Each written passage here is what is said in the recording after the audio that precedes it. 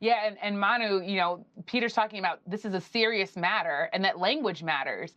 We also saw, of course, when you talk about language, former President Trump talking about pardoning these people who attacked the Capitol, and also claiming now that Senator Lindsey Graham, that he's not a true Republican, calling him a RINO, Republican in name only. What does that say that they're now clashing like this? And also, this is all coming as the RNC is deciding to censure Representative Cheney and Adam Kinzinger for their role in being on the committee that is trying to get to the bottom of what happened on January 6th.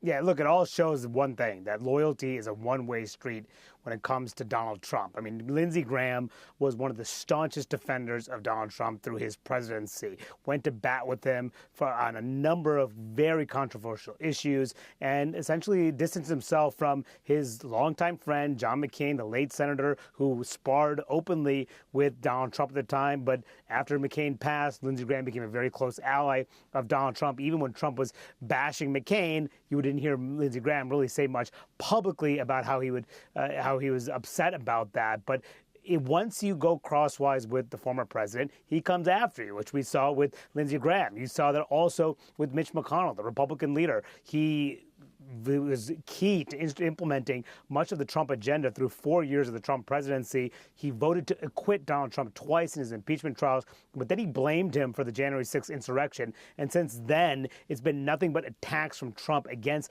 McConnell. And McConnell himself, I asked him this week whether or not he agreed with the notion that these insurrectionists should be pardoned. He said those who pleaded guilty should absolutely not be pardoned. He also said that the election was determined on December 14th of 2020 when the states had certified the electoral votes. And then you're looking at the RNC, which has made very clear that they are the Trump party, that they will align themselves with Donald Trump, going after two people who are investigating exactly what happened here, who are on the outs of their party, Liz Cheney, Adam Kinzinger, simply because they wanted to get to the bottom of Donald Trump's role and everything that happened with it. But they are so decidedly in the minority right now that there is a significant push to defeat Cheney in her primary, push to expel them from the Republican conference, and also that is putting the Republican leadership in the House in a difficult position. Kevin McCarthy, who has tried to align himself with Trump, is going to essentially be forced to choose sides between this effort to try to boot